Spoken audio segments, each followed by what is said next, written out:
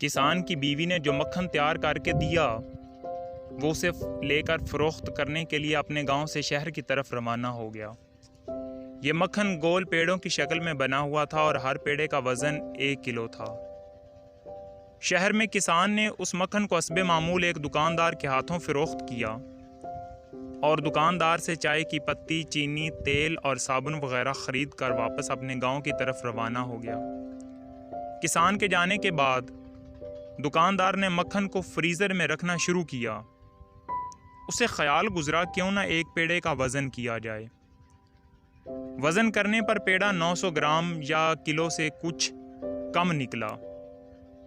हैरत व सदमे से दुकानदार ने सारे पेड़े एक एक करके तोल डाले, मगर किसान के लाए हुए सब पेड़ों का वज़न एक जैसा था।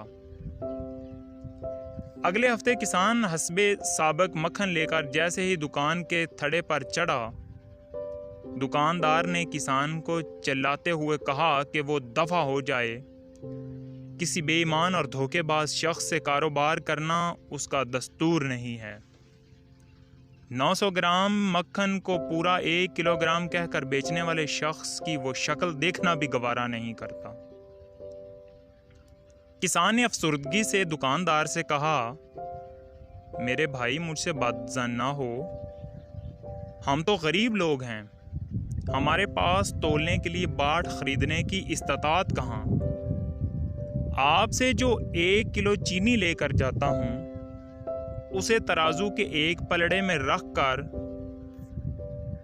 दूसरे पलड़े में इतने वजन का मक्खन तोल कर ले आता हूँ।